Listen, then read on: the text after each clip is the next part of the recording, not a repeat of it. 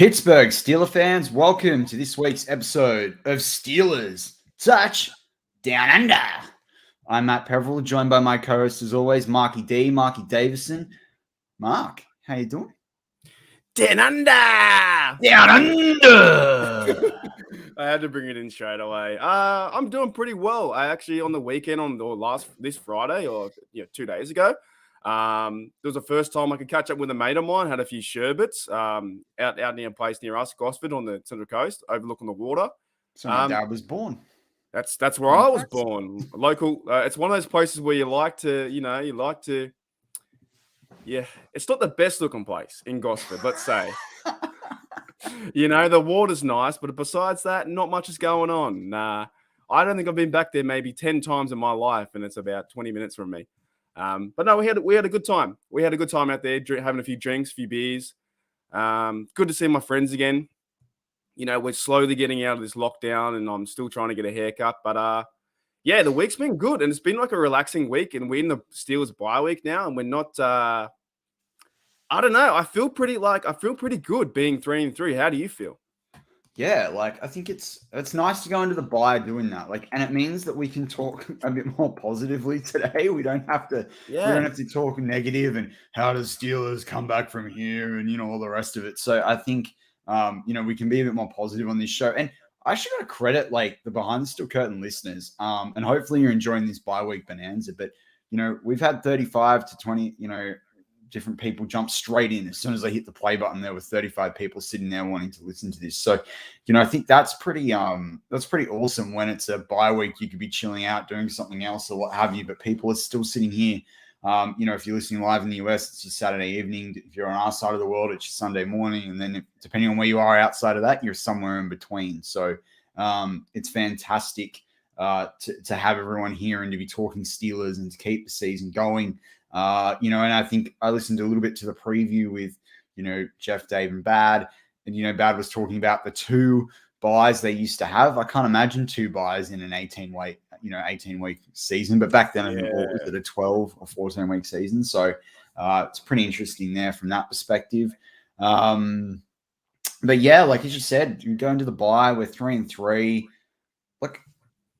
Tomlin finds a way. He finds a way to keep that 500 record, right? No matter what.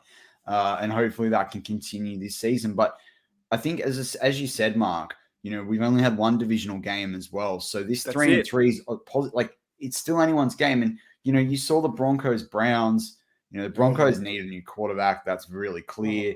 And it's a shame because that could have really helped the Steelers. But at the end of the day, regardless of what other teams do, the Steelers are going to have, where the Steelers finish is in their hands. It's in no one else's. If they play bad, they're going to finish bad. If they play well, then, you've got to have a lot of, poor luck to not come away with a positive result. So, but I know that you had some feelings when we jumped on this morning, Mark, before we went live about the Broncos Browns. I guess that's kind of the latest news for us. So, I watched the game or half of it or little bits of it here and there. I just didn't enjoy the football. The football was terrible. And I'm not one of those guys that, at the start of the week or this game's going to be a terrible game, because as an Australian fan, whatever's on the TV, I try to enjoy because it's just something I've grown up with and enjoyed, the gridiron and this player versus that player and the schemes and coaching. And I just love watching the game for what it is. No matter who plays, it could be the 2 worst teams playing. However, this game was really hard to watch. The Broncos couldn't do anything. The Browns had 20 players out or 10 players out. 2 running backs were Hunt and Chubb was out. And that Dearness Johnson ran off for 150 yards.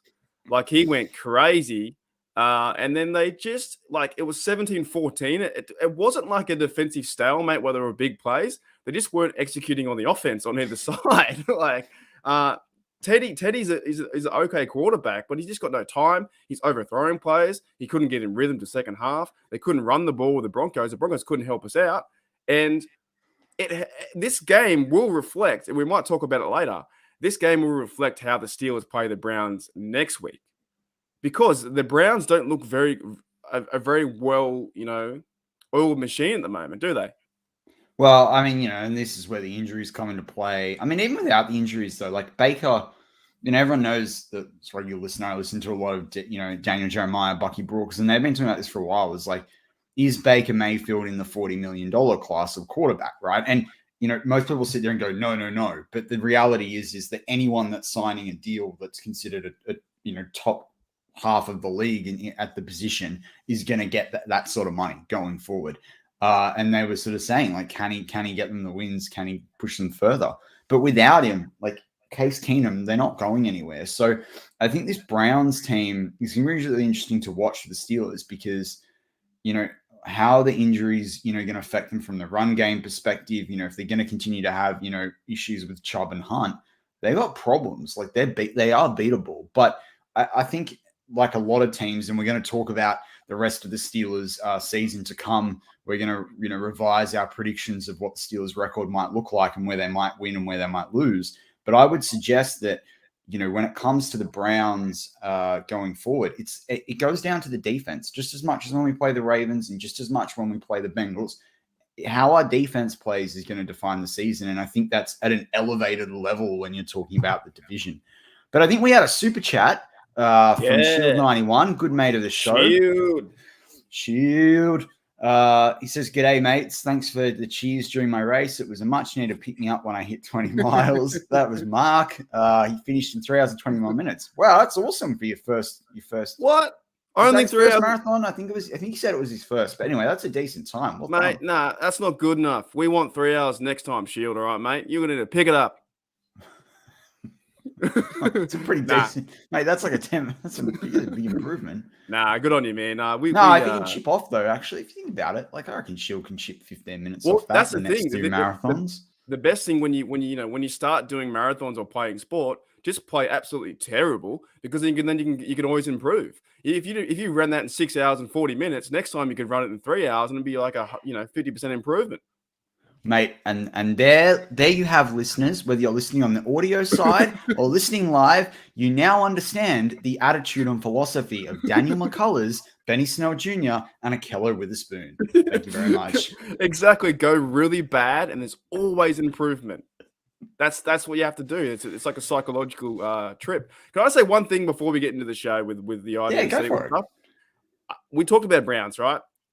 I really hope they play OBJ. Because he's terrible. He is awful. He's an awful receiver. I hope they play him, and I hope that he struggles again. He didn't play very well against the Broncos. There were 2 or 3 times where OBJ, used to do the one-hand catch here and there. He's just not this.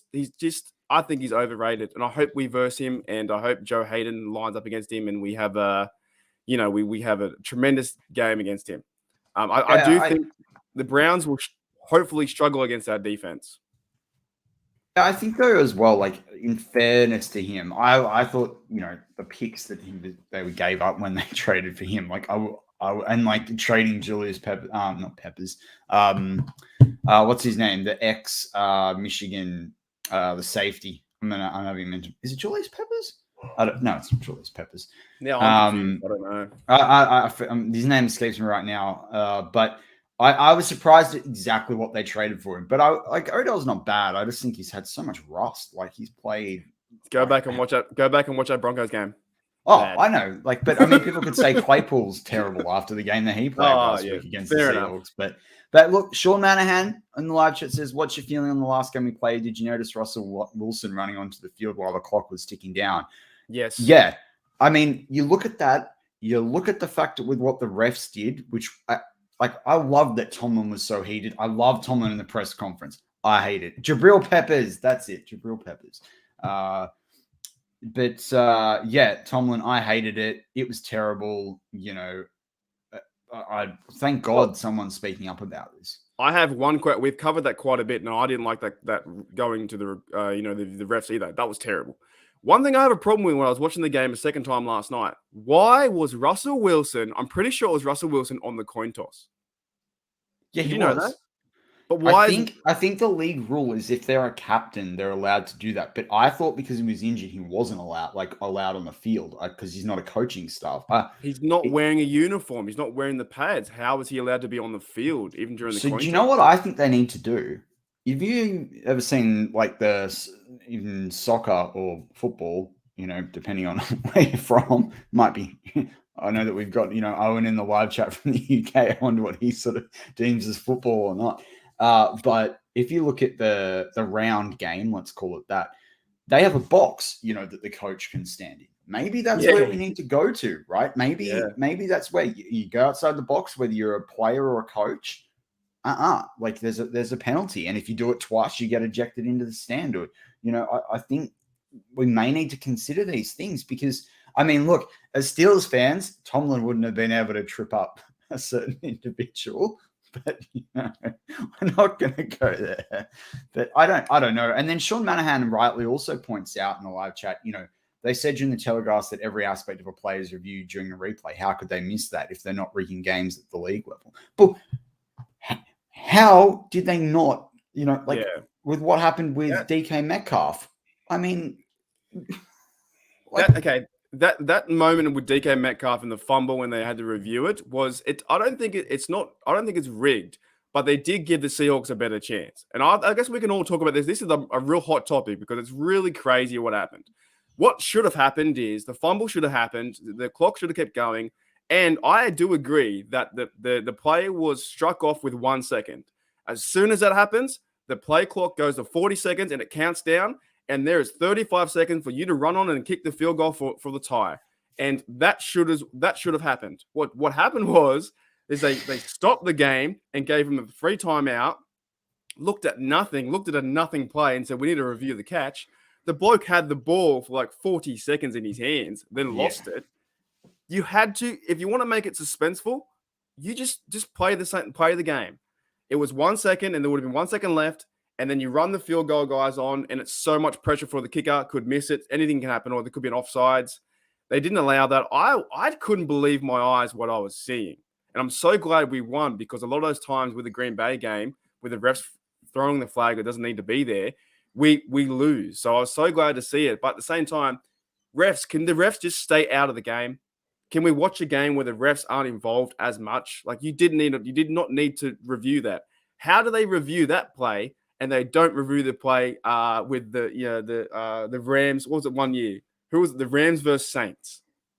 It blows my mind. How do they not review Jesse James catching that ball? I know they reviewed it lots of times and they got it wrong. How about Hayden being on side with a certain just don't even. But I got to bring this up. I don't want to let it slip. Brian Brown in the live chat says, does anyone know if Cleveland is wearing their color rush turd burglar suits? I think Brian, as a Steelers fan, he clearly also has an issue with the Browns because they make a mockery of his good name. So I agree with you. I don't know, but they look awful, those, as you say, poo suits. I don't understand that. But look, Mark, I think let's crack into touchdown under Ironheart Manly Awards as well. And so I know you're the one that's you're the record keeper for this one. You're the scorekeeper. So I wanted to crack into that and sort of see where we're at because even though we're not quite mid-season, it's a good time to review this in the bye. So if you're new to the show, and I'm seeing some new names, as well in the live chat, which is fantastic. Basically, we give a 3-2-1 each week, kind of like hockey, or there's a lot of other sports that do it. 3 being obviously best performance, 2-1, and we only give it for the Steelers. And then also we do the Manly Award, which is named after our Manly Seagulls in Australia, which is the rugby league team that Mark and I support. And it's someone that does a heroic play on the field or does something that makes an impact that you don't necessarily put a point score to.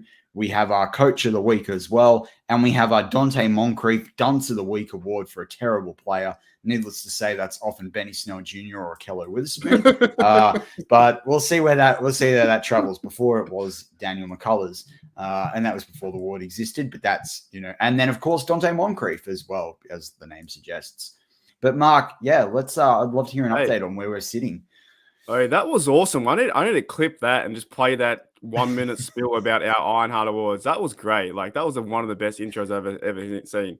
So we're going to go into the 3-2-1, and we'll start with you, Matty. Who is your number 3? And I think it might be the same person. I think the whole Steeler Nation knows this is a number 3 player or 3-point player. Who's your number 3? Yeah, so my number 3 is TJ Watt.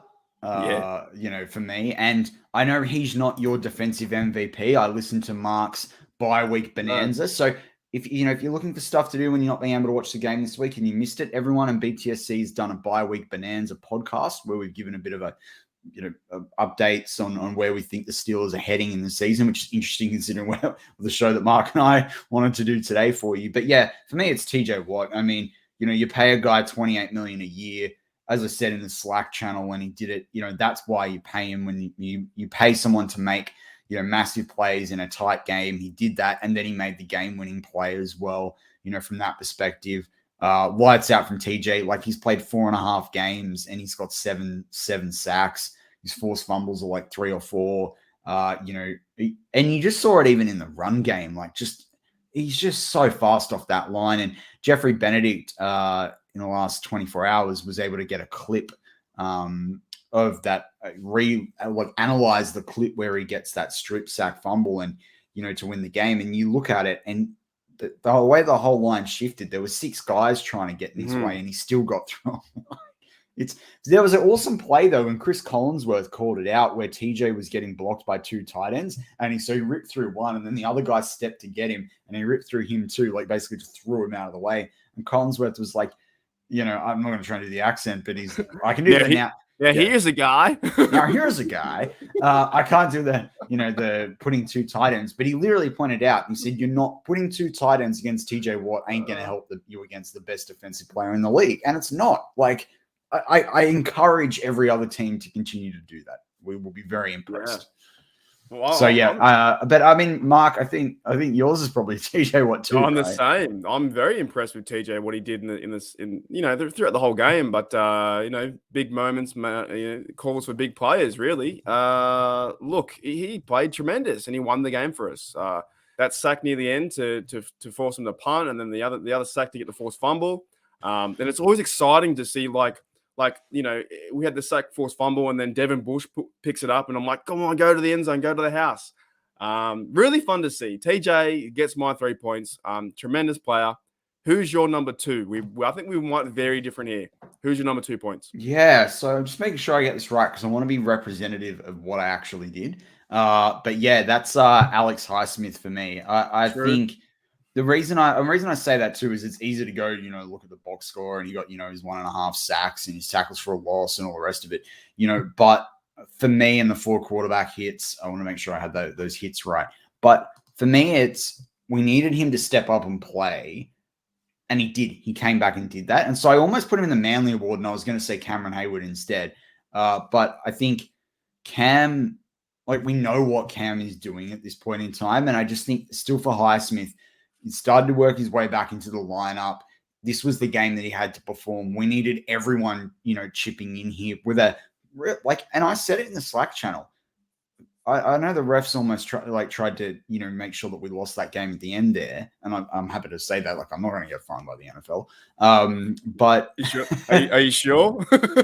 yeah, they come after me. I'm going to start playing the NFL, the draft music. I'm going to start playing Super Bowl, everything, the rest of it. But what I was going to say with Cameron Heyward is that, with Alex Highsmith, is that we needed everyone to step up because that was a very gutsy performance from the Seattle Seahawks. If you're a Seahawks supporter, you'd be pretty happy that was the showing that you did at Pittsburgh, late game, Sunday Night Football, and what have you. So I think, as I say, for me, Highsmith stepping up, showing what he can do. He's terrific in the run game. Everyone was worried about what his run game, would look like going into the season. That's the area he had to improve. And I think they said on Know Your Enemy this week, I've only caught snippets of it, but Jeffrey Benedict said his run defense is in the top tier of the league at the position. So yeah, for me, Alex Highsmith, I just thought he played really well. All right, that's a good pick because he got 2 sacks, right? He had 1.5, but he had 4 quarterback hits and 2 tackles for a loss. TJ stole the show, but that's a really good breakout game again for Highsmith. My 2 points is going towards DJ. Deontay Johnson. I think he played an outstanding game. Yes, he had 1 drop, but I just think he had an outstanding game. And there was the reason why I gave him 2 was pretty much it was the end around, right? That was this week that kind of sparked the offense. And he ran ran past Jamal Adams and also the catch near the sideline where he beat cover 2 or cover 3 or whatever it is. And he was just a perfect throw from Big Ben. And DJ is stepping up into that role now. And you asked me last week, is it DJ versus Claypool? And this game was DJ. And we needed him in this offense. I just think he's playing tremendously good football. So hopefully he can continue that. And like I said last week too, DJ's got a number on his locker, number 12, saying the amount of drops. So he's really focused. He's really buying into this team. And I hope that he can continue to get touchdowns. And there was the other pass from Big Ben that was a bit shorter, and he couldn't get back to it could have been another touchdown. Yeah, but they're gonna work on things, and I can coming into the Browns game too, I can see them pass to him 10 times, and he might get you 90 yards in a touchdown. Lastly, who's our number one? Who's the number one point for you, Matty? So this is probably a surprise. I had Chris Boswell. Right. So I'm sure he's not on anyone's radar, but I mean, to me, he kicked 2 field goals. He's clutch under pressure. I don't think Boswell gets enough recognition. I know he had that poor season. And what was it? Was it 2018, 2019? 2018, I think it was, because 2019 was pretty integral. They stuck with him. He's performing. I mean, apart from Tucker, he's probably arguably the best kicker in the league. And I just think if you're going to be clutch like that, that's the sort of game we could have lost if he hadn't have turned up, right? And, he kicked the field goal, and then we kicked off to him, and then, where the defense was able to hold it. That's all you needed. So, he does everything, you can ask of him. And I just think that deserves some recognition from time to time. Well, he kicked 2 winning field goals, really. Technically. He kicked the 20-17, and we should have won. Yes, they ran down the field, and they got that extra play to go to overtime. And then he kicked another one. I think it was 51-yarder. And then 51-yarder, yeah. 53, I think it was. Yeah, and the 35, the game winner, that was right down the guts. That was just beautiful to see. Just have confidence in your kicker.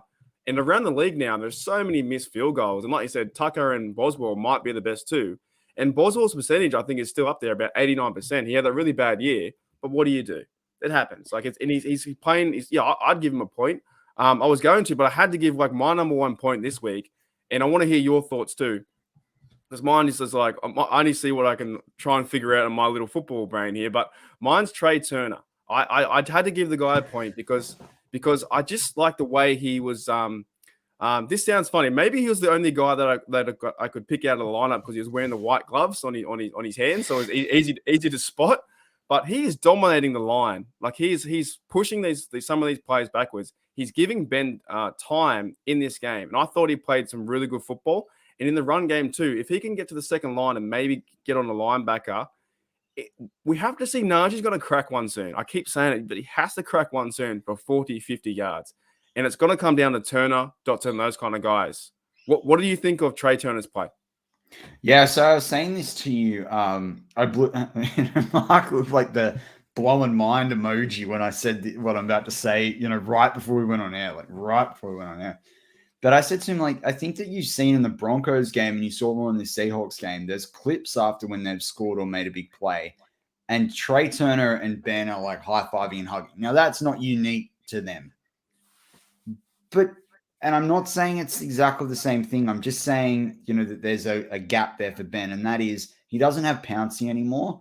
I kind of feel like Turner's being a bit of a, Pouncey light for Ben. He's the veteran on that O-line. It clearly means something to Turner when they make a play or he protects Ben or, they make that gain. And I don't know, it's just really good to see. And I think Turner in the last couple of weeks has actually showed up. And I really think that's important, going into potentially even next year as well. And it just, gives us someone a bit more reliable. He doesn't have to be the best guard in the world. We've got Dotson who's developing. Obviously Dan Moore Jr. needs to work on the pass block, but the run side is good. And when you say cracking it for a big one, Mark, I mean, I did have Kendrick Green in there originally until as my Manly award, and then I moved it to Turner, who you've got as the 1 point. I loved one of the run blocks that Green gave, and they cut back to that during the broadcast as well, and they showed him just driving back and it opening up a hole. I think Najee on that particular play I'm talking about, got 6 or 7 yards. But all I say with Turner is that you get Banner back on that side. Geez, I mean, I feel like Turner and Banner can open up the hole that's needed for Najee to crack that one. I still don't know whether Najee's got it in him this season behind that O-line to crack 40 plus, but I can see a few more 25 to 30 yarder, gains at times as well. So it's exciting. Yeah, well, it's with Trey Turner too. He's like chipping his guy, and if you watch again that last week's game, he's chipping the defensive guy. Then he's helping out Green. He's coming on the side to help out Green too, which gives more time in the pocket. And I just think he's really stepped it up from what I saw. So with the whole total, after the 6 weeks into the bye, our leader on number 1 is TJ with 20 points, and second or tie, I guess second points there or tie first is Harris on 20. Next in line is DJ on 15 points, which is really having a go. And then our mate Heyward. I think some people or it's just you and I doing it now, but we aren't choosing Heyward just because he's just that guy. So he's on 14 points. And then last we have Sutton for 8 points, but it was missing for a few games. So all in all, it's the TJ and Harris show. We've got to keep going on with them. Jumping into the Manly Award, Matty. Who's your Manly guy? Yeah, so I kind of alluded to it there, but it's Trey Turner. I just think he manned up in that game kind of thing. And I think we needed that from him. And, as I say, I think my biggest one, not necessarily whether he could get back to the level of play for the Carolina Panthers, although great that would be. I knew that he'd be better than what he was for the Chargers, but I wanted to see him buy into the team. Because, I wondered whether when he left the Panthers, whether he was starting to feel a bit disengaged from things. And, I follow him on Instagram and he's not out there doing, crazy stuff or anything like it. Like, he does seem like he's pretty down to business at the end of the day. So, people have to show some personality. And so for me, as I say, this, clear rapport with Ben and the rest of the offense and the mentoring role he's playing. And, I know there was the spitting saga and all the rest of it, but the way he handled that even, and Tomlin was like, I don't even have to talk to him. He knows he did the wrong thing, for me, I just think Turner's manning up. I like that. Yeah, exactly. You've done wrong, and you turn it around and say, okay, look, I actually forgot about the spitting thing, but that shouldn't be a topical point of for the whole year. You're stuffed up. You go apologize and you move on, or you just move on with what happened. Turner's playing for the last few games. I would love to see him what he does with the Browns game, with the rival game. That will be interesting to see how his mentality, physicality in that respect. Yeah. And speaking of physicality, I got my Manly Award this week. Trey Turner, and you might be able to help me out on how big he is compared to DK Metcalf. Trey Turner chopped DK Metcalf in half on one of those. Trey Turner plays. Or Trey Norwood? Oh, oh no! Did I say Trey Turner? Yeah, you kept saying it. I'm like, I'm gonna let you dig yourself this hole. What a blunder! What a blunder! Trey Norwood cut DK Metcalf in half. Half, whatever. Did you see that play? That was amazing. Yeah. For me, he had a good game. I know when David said that in the live chat as well. It's hard not to give him points, but for me, I've given Trey. For me, my thinking is I've given Trey Norwood a lot of grace or extra credit thus far through the season, and I gave it on the bye bonanza as the defensive biggest surprise of the team. So you missed out on the points this week. That's fine though, but he gets the Manly Award because honestly, that was he had turnover on downs. He was affecting the play 3 times, and DK Metcalf is a big bloke. He's 130 kilos, 6 foot something, and I think about Trey Norwood. I'm gonna get his name right now. I'm getting confused. He's about 30 kilos. I don't know what the pounds is, but he's not the same size as no, he's 194 pounds according to Pro Football Reference and 6 foot. He cut him in half, and he's becoming that player of not that we need to rely on him, but he's surprising us and saying, wow, who is this guy Norwood? He's really having a dig. He's having a go. On some of these pass downs and when he's getting involved in the deflections, I can see him picking off one soon. He is playing some really good football. Who's going to be your coach of the week? Keith Butler. I just think the whole defense was humming. And the outside linebackers were humming. And to win a game like that and to win with the impact that we had on the defense. But Matty, some people were saying this was it was a win, but it felt like a loss. How can they be humming if it felt like a loss and we still won? Who said it felt like a loss? Just some other podcasters out there. I ain't gonna say any names. Okay. Well, I would say if they listen to our show, I'm not sure whether they do, or people that listen to our show and listen to their show. I don't know who you're talking about. But I would say, and actually, I think I might. And they also like attacked the rookie O-line a couple of weeks back for penalties, and I'm like, come on, they're rookies. Like they actually have had about a half the penalties you could have expected them to have, if not a third of the penalties that you could have expected them to have. And so, if I would say to that, the only reason it might have felt like a loss is because the league tried everything in its power, to make it feel like a loss, but it didn't. So, it's not. The Steelers are 3-3, and I know exactly who you're talking about now, the way you said that. So I think they need to get with the program and actually maybe actually watch Steelers games, not just pretend to watch them. Just cheer and support and have a bit of a go. Look, this was a great win for us, and I agree. Like the defense was great, but this wasn't the best win ever. Let's put it that way. But it was a solid victory, and we went all for our players: TJ Watt, DJ, Trey Turner. For me, my coach was, before we go into the dunce and then our break, my coach was I think it's Alfredo Roberts, the tight end coach. Yep. Just because these tight ends are playing exactly what you want them to do. They're catching the ball on third down. They're getting first downs. Do you agree with that? I would. I don't. Well, the only reason I wouldn't say it is that he needs to yell more at Canada to get Freemuth into the offense more. So for me, Alfredo Roberts, the job's not done yet, mate. We need to see more out of Pat Fremuth. So yeah, and then look, I want to get let's get to the dunce of the week, and then quickly get through sling and the slang, and then we can with the dunce, who are you going to be yelling at in this team? Snell. It's a Snell. It's just a snail. It's just a waste of time. Get rid of this guy, please, when Anthony McFarlane comes back. Don't get rid of Ballage. I did feel bad, though, on that tackle he made where his arm looked like it was almost dislocated, but he was still in the game. Something happened to his arm. I don't know if it did. I don't want people to get injured, but at the same time, it would help just to put him on IR. Snell needs. I feel really bad saying that, but it's just there's some upside. We need Snell to do something. My dunce this week, and I really want your opinion too. I was thinking about this last night. My dunce is Sherbert. Is Sherbert even in this game? Is Sherbert playing like every time I predicted last week Alex Collins to go less than 60 yards, and he ran down the field in 75 yards. Every single play in that big drive after the first half, Sherbert was not in the play. He was taken out of the play. He was nowhere near the football. He wasn't. He's not run stopping. He's not doing much. I didn't see Sherbert do anything in this game that helped for the win.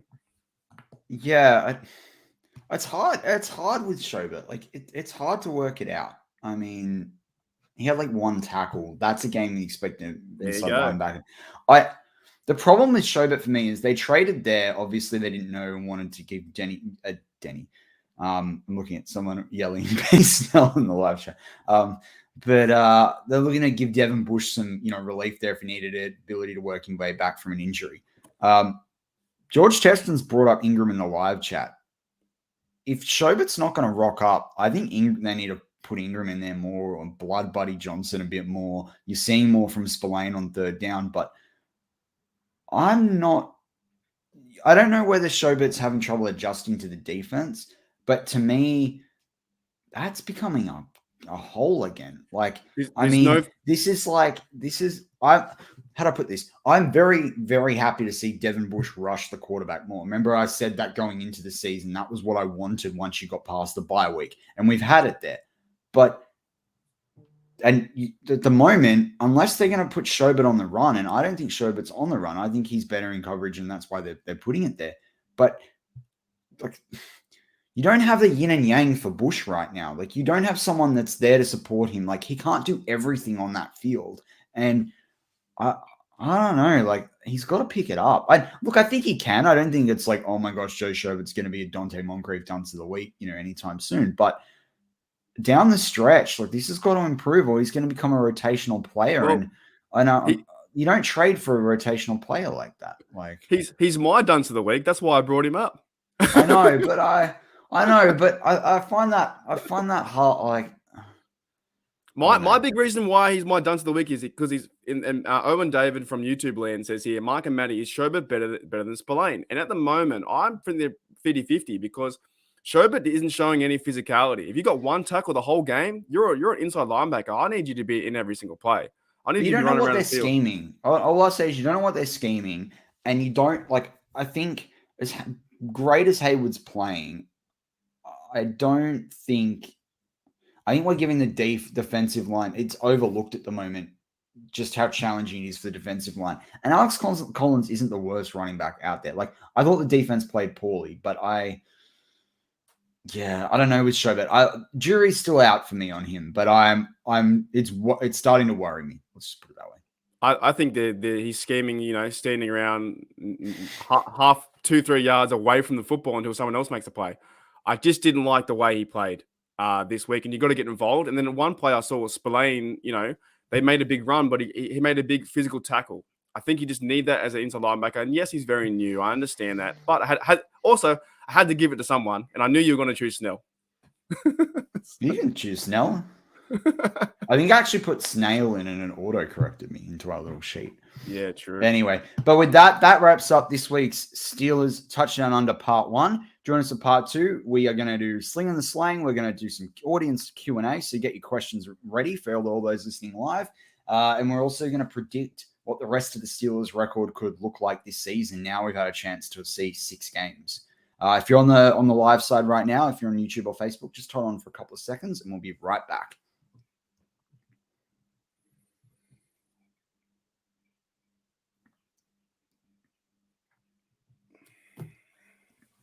And we're back on Steelers Touch Down Under.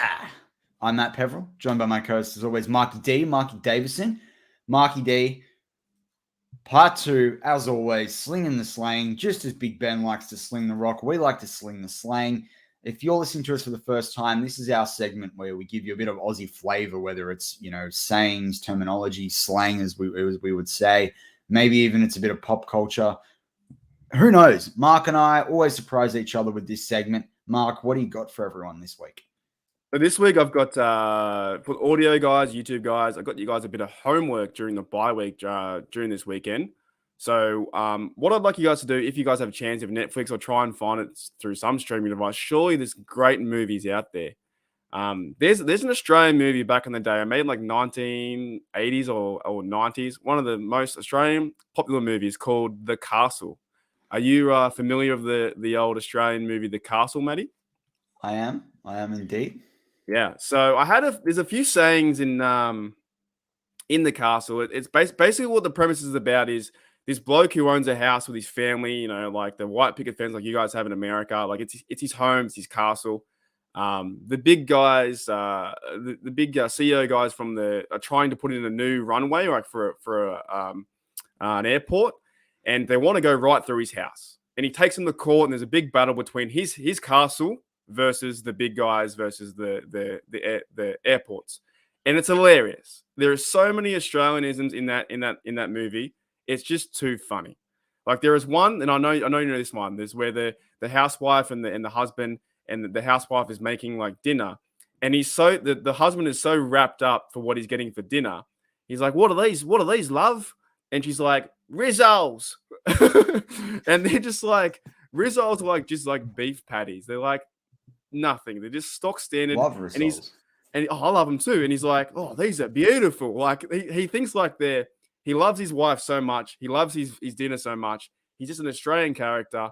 And he's just so excited about Rizzoles and potato and just the nice home meal.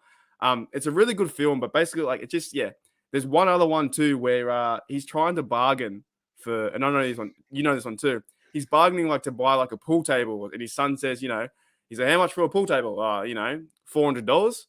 And then the main character comes back and goes, "Tell him he's dreaming." So yeah, you guys got to get into that. It's hard for me to say it, but The Castle, if one person watches it, I'll be so happy. It's such a funny film. Yeah, nice. I like it. So I had a phrase that I thought was timely for the bye week. And after last week, we might have some more, connotations or innuendo, but it's called going with the flow. And we say go with the flow, right? And so go with the flow means to see how it's going, just sort of see what plays out, be open-minded kind of thing. It's just, as I say, see how it goes. So basically, we don't know what's going to happen from here. The Steelers, it looks positive. It might not be, with what turns out, but you just got to go with the flow. You got to let it happen. You got to do, let it all play out, basically. So anyway, I thought that was timely this week. But I tell you what, Mark, you said it a few weeks back. It's becoming a struggle with this slang to find new stuff every week. Yeah, it's very hard because half our slang we can't say online because we'll get in trouble. But isn't it like saying, is going with the flow similar to like, is it playing by ear or playing by year? What's that kind of saying? Playing it by ear is how it's ear, right? Sure. As in like your ear, playing it by ear. Yeah. Yeah. Okay. So I thought, I don't know. It is getting very difficult. My favorite one though that everyone, it's more of an English saying, but people say either it's a moving beast or it's a moving feast, and like people get very one camp or the other. Yeah, I thought it was beast. See, I always thought it was too, but then someone told me it was feast because and the way a feast moves around in the traditional European culture. But I prefer moving beast because it's like hunting, like it's more like you're going. I don't know, but it's and I think it actually by definition is moving feast, but I prefer moving beast. It's just interesting when those things pop up. Yeah, right. Anyway, so before we get into audience Q&A, and we want everyone to load up on the questions and and what have you. But basically, we thought we'd run through the rest of the record, right? So I think Mark and I, the first couple of times we did this, both before the preseason and then in the bye week before the season started after the 3 preseason games, we were both hovering around 5-1, 4-2 at this point in time, right? And so I know that I predicted the Bengals game, the loss. I think I had one other loss there. It might have been Seahawks, assuming that Russell Wilson was playing. But regardless, at the end of the day, the Steelers are 3-3, which is a good thing. We don't want to be, 2-4. Mark, let's run through the rest of the 11 games that they're going to play over the next 12 weeks. If you look forward past this week, and I'm interested to see what your feelings are. And obviously there's injuries playing to things right now. But let's go straight to the next game. Cleveland Browns in Cleveland. Who's winning that game? The Steelers win that game. We have to win that game. The Browns are struggling, and they only scored 17 points against Denver. I'll be very unimpressed if we don't win that game. Nice. I have the Steelers winning that one. If the Steelers can't come out after the bye hungry for that, after being at 500 and getting healthier, with different guys potentially coming back, particularly Banner and other guys. I think it's the other thing I would say. And I know we're going to talk about the record and then go into Q&A, but I did want to, in terms of previewing the weeks to come, I think having the bye this early, as Steelers fans, and we didn't get the bye last year because of all the rubbish that went on with the NFL and supporting the Ravens. You can tell I'm really anti the NFL today. And by that, I mean the league commission. But what I would say is this week's really important for the rookies, right? Because now they got a chance to actually refresh. And I think, they've had a tough 6 games. Look at how much impact we've had from rookies like Green and Moore and, obviously Najee Harris and Trey Norwood and Pat Freeman. It's really important to let them recover. But yeah, I've got the Browns winning this one as well. How about the following week, Mark, against the Chicago Bears? I think it'll be a tough game against the Bears because we don't know who we're going to see with the Bears and with Fields. I haven't been watching the Bears too closely, so I don't really know how they play football. But I believe we get a win. It's back at home. And once you beat the Browns, we're on a bit of a win streak. And a great time for the bye as well, because it kind of like we had 2 wins going into the bye. And then that kind of like starts, you got to start fresh again. Yes, the win column will go to 3 straight, 3 straight wins in a row. But it's going to feel like if we win against the Browns, that'll be 1. And then if we beat the Bears, that'll be 2. So I think they beat the Bears. I think they have to. I think it's another game where you can't lose this game. Because it's who knows what the Bears are. Yeah. I see, for me, that Bears defense is pretty good. Like, I know people are going, what? But like they're up there in their sacks. For me, it's how much our defense can feast in that game. And I think they can feast coming home off the Browns game. So I'm going to give them the win there as well. And I see Carl Schofield in the chat. I saw you earlier. Carl Schofield, can you tell me what you believe more, Jesse James catching that ball or Hayden being onside? let us know in the live chat. But Mark, what are you thinking Detroit Lions? So will the Steelers go 2 games at home again, just like they did Denver and Seattle? What's going to happen against the Detroit Lions? Short and fast. Another gamer at home. We have to win that game against the Lions. They are struggling. They have no identity of how to play football. The Jared Goff isn't playing very well. Yes, they have stars in Swift and those kind of guys. Their defense, they're just losing. They're just they're a losing franchise. It's a game. This would be the trap game of all trap games because they might be 0-7 or 0-8 going into this game. And if the Steelers are 5-3, you have to win this game no matter what. It might be competitive. I reckon it'll be more competitive than the Bears game. But Same. the Steelers win. The Steelers win this game. Like the Lions want to play, smash mouth football. They haven't got the X's and O's just in order yet. But Steelers win. They have to. How can they not? How can I can't choose Lions. I feel like this is a game that's going to have Steelers fans pulling their hair out. I think they'll come away with it. I think, we've shown that we'll do that both last week and then against the game against the Bills. But make no mistake, this is the game. The Lions, as you say, will show up. I think they've got a lot of fight in them. And I think, honestly, Steelers fans are going to be like, oh my gosh. And, on Know Your Enemy, Jeffrey Bennett was saying, they were talking about whether they'd seen Ben is what he is. And then on the preview, they were talking about, have we seen the worst of Ben? That could be the game that we see the worst of Ben. I'm sorry to say. I think there'll be people that are watching that going, hey, we're going to see 5 or 6 touchdowns. We're going to see 30 plus points, the rest of it. I could see that one not even getting to 20 points for either team. So I'm going to have the Steelers take away the win. I think they've got too much class, but I think, we're all going to be sitting there pretty, not happy after that. I was going to say another swear word. Exactly. The following week, Los Angeles Chargers. What happens there? They travel across to the West Coast. We know they don't do too well there. Right now, I think we lose that game. Yeah. For how the season's playing out, I don't want them to lose, but I think we might lose that game. Justin Herbert's playing really well. Yes, the Chargers struggled against the Ravens, but I think in the reality of things, to keep things kind of even, we lose. I wouldn't be surprised. I'd be happy if we win, but I think we lose that game. Yeah, it's hard. I have had that as a loss every time I look at this schedule. And then I look at that Ravens game and I think about the Steelers. The problem for me, I need to see a significant uptake in cornerback play if the Steelers are going to win this game. They're going to have to really mark up. And in the run game, I know Eckler's missed a little bit of time. I don't think he's on IR. I might be wrong there. But assuming he's not on IR, if you saw what Alex Collins did last week, honestly, Eckler can't be allowed to do that sort of thing. So for me, I have it as a loss right now. I'm not going to be shocked if the Steelers pull off a win, but I do think this is a loss as well. I think that's a big ask after they get themselves up for 3 games. I think that's going to be a tough one. All right, the next week, Cincinnati Bengals in Cincinnati. What happens here, Mark? You missed what Brosco says here. The Jesse James caught the football. I know. That's his stance. Doesn't answer my question. So isn't he? He says he remembers the night very vividly. Yeah, I want to know what is he more convinced of? Hayden being inside or Jesse James catching that ball? Answer the question. So are we playing? This is the Bengals game again? Yeah, the Bengals game in Cincinnati. How interesting is that we're playing the Bengals before we even play the Ravens? Just a side note there. I like it. This is the league teeing up a top tier schedule. This is the game we have to win no matter what. We can't go if we lose against 2-0. We should be more competitive. If we lose against the Chargers, then this game we have to win in Cincinnati, hands down. I don't care how you win. 9-0, 3 field goals. I don't care. But do they win? Do they have to? Do they? Yes, they win. They beat the Bengals.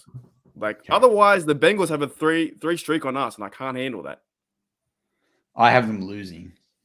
No, they're gonna. Are you Jamar Chase is really good. Yeah, he's really good.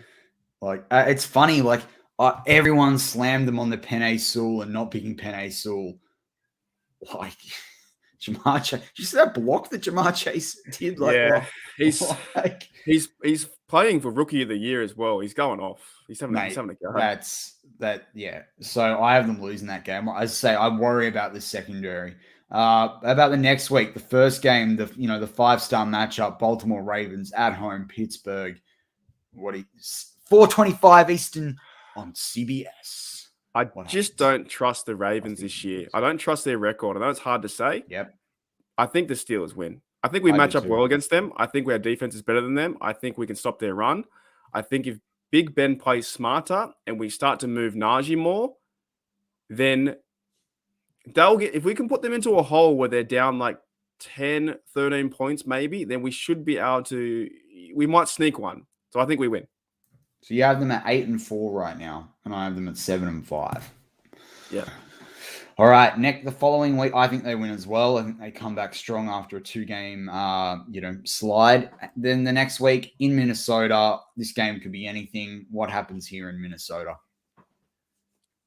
Another hard game to predict, really, at this very moment in time. Let's put down a loss. I don't know. I don't know. This is the hardest team in the NFL to cover. Minnesota Vikings are they can either beat you by 35-10, or they can lose, 40 to 13. There's such a crazy. Kirk Cousins can go off, or he can go really terrible. And they got Dalvin Cook. They got a lot of good stars there. A few good receivers, and playing in Minnesota is hard as well. Getting a bit colder, so this will be a harder game to win. So I think we'll just, for my record to balance out, I think maybe a loss. Okay. I actually have them winning this. I think this will be the game. Not they score their highest amount of points, but they have their biggest winning margin. I think they're going to completely shut them down. I mean, good luck. See you later. Kirk Cousins is going to be eating dirt all day, just as you like to say Joe Burrow last year. Yeah, that's. I mean, it's not even dirt there. It's like he's eating plastic turf. What did you yell? You like that? You like that? Yeah, we're gonna come after you. So I take that as a Steelers win. So that's interesting. So now we both get to an 8-5 record. All right, let's go through rapid fire. Tennessee Titans at home. What happens here? Right now, loss. I can't. That hurts. I know. That hurts. I know.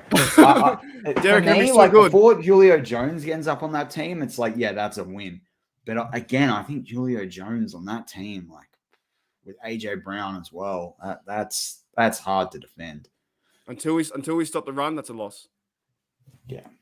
Oh, for me, it's not that. I think it's the passing stuff. I think they're going to be so focused on the run that they overcapitalize on it. But that's the game. If Minka's going to do something big, that's the game. I see some big splash play from Minka. But I've got that as a loss as well. So we both got them as 8-6 now. All right. How are they going to go against the Kansas City Chiefs at Arrowhead week 16? I reckon we beat them. I think we have the Chiefs are struggling right now. And Mahomes can't keep playing the way he's playing. And this is about 7 weeks away or 10 weeks away, ages away. There's a chance that we could be a better football team, and I think we beat them. We play okay. I only beat them, but it's the run on the defense for us, and we don't give Mahomes enough time to do what he likes to do. They're going to be a better team. You watch down this stretch, the Kansas City Chiefs for the rest of the season are going to be a lot better. They're going to be in the playoffs. All right, so we both have the win there to take them to 9-7. All right, Cleveland Browns in Heinz Field. This is the wild card round revenge game. What happens here? I think we beat them as well. I think if they're at home and we beat them away first, I think we go 2-0 the division. So I've got to win. I've got to win as well. I think they take care of business at home. Ben will be up for that game. All right, then they go to M&T Bank Stadium. This could be where they really need to sign off, to get into the playoffs, just as they needed to do in 2019 with Rudolph, and they played abysmally. I think Hodges, it was Devlin Duck Hodges because Rudolph was injured the week before against the week before, 2 weeks before against the Jets. What happens here? M&T Bank Stadium. this could be the game that gets the Steelers potentially in the AFC North, but it's probably more likely going to get them into the wild card spots. What happens here?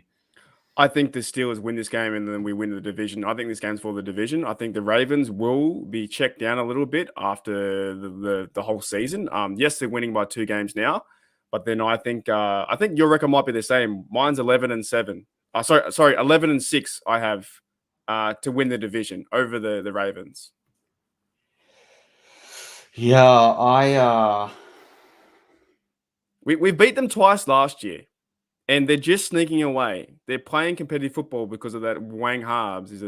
I know. I just think they could get good down the stretch.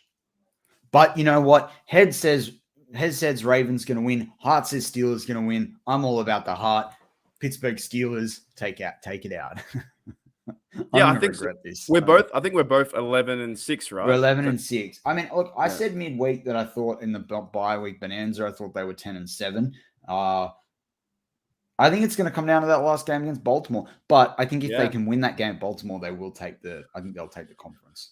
But again, who knows with this Bengals team, man? Like the Bengals with their schedule, right? Like, go away. The Bengals have like one of the easiest schedules, I think. They're playing Bengals. Really if we beat the Ravens twice, the Bengals will come second, and I'll make a heap of money because I've got bets on. I don't want to see them. Look, I've always said, and they're like I hate as much as I hate them. The Bengals are playing really angry football, and like you said, with the Burrow and the Chase and those kind of guys, and they're just Mixon behind a good O-line is a top 5 running back, man. Like, the best thing about the Bengals, I don't mean to cut you off there. Like the best bit about the Bengals is their interior defensive line is so much better than people realize. Sorry, you bring up the Bengals and it gets them in a bit of a stir. We're so used to them, losing, but they're an up and coming team. They're playing really hard, and now the Browns, they just the AFC North is still feasible to win this division. I just think we can't lose any more division games. If we go 3-3, there's no chance, maybe no chance for the playoffs. We need to go 4-2 or at least 5-1. 4-2 would be great, I think, in our division. Yeah, I actually honestly think if you square up 3-3, you're all right because I think the division's going to split each other so well. Like I think the Bengals are going to do well. Honestly, I think they're going to do well in the rest of their games against the Ravens and the Browns. So I think if you can win 4-2, you're walking away pretty happy this year, to be honest. Have you seen? I looked up the standings. If everything turns out to be even, there's 12 sets of rules, and it comes down to if it goes through all the standings and who's even. It comes into a coin toss at the very last. If they still can't figure out the points, the schedule, all these things, it comes into a coin toss. You should do a field goal kickoff. That's probably number 9. It's the very last moment. If you still can't decide a winner after these 11 crazy rules, it's okay, flip a coin. It's just that won't happen. We need an outright winner. They should just play more games. I love the old rules in the rugby league where if it was a draw at the end of the regulation time, they'd just come back the next week. Mark and my team, the Manly Seagulls, won a title that year where they played 3 games in 10 or 12 days. It was ridiculous in the 70s. Right. I think it was 1978. Same with the AFL too, the Australian Football League. They had a tie one year in the grand final and it left everyone. It never happened before. No, it never happened. And they're like, what do we do? And they just went home and played next week. I like it. It's best man on the day. There was so many punches had their money on either team. Can you imagine the logistics of having to do the Super Bowl twice in 2 weeks? The events coordinator would be pulling their hair out. We just had the best day, everything went fine, and then just I think it was 78, and the buzzer went, and everyone was just wait, who wins? And no one wins. It was a draw, and you play again. So funny. And can you imagine? And if you've bought these suites and the Super Bowl halftime show, and everyone's got to come back the next week, it'd be so good. It just leaves you with that lost feeling. You're you wouldn't know. Yeah, imagine if you and I went over there for our first Super Bowl, paid all the money, and we ended in a tie. It was 21-21, and there was no winner. Would you even go out that night to celebrate? What do you have another week of angst of I think we're going to win, and then you got to preview the game from the last game. Oh, it's so weird. It's strange. That's great. But look, with that wraps up this week's Steelers Touch Down Under. I'm Matt Peverell. There's Marky Davison. I gotta bring up Brian's comment. You know, it's a bye week when we're talking rugby. Love it. Talk about it all the time on this show. Oh, that's great. That's great. But yeah, that wraps up this week's Steelers Touch Down Under. I'm Matt Peverell, joined by my co-host as always, Marky D. Close it out. Is that up? Yeah, I got my new towel, terrible towel. Nice one ear. So, am I closing the show? Here we go, Steelers. Go, Steelers. Here we go. That's it from the TDU boys.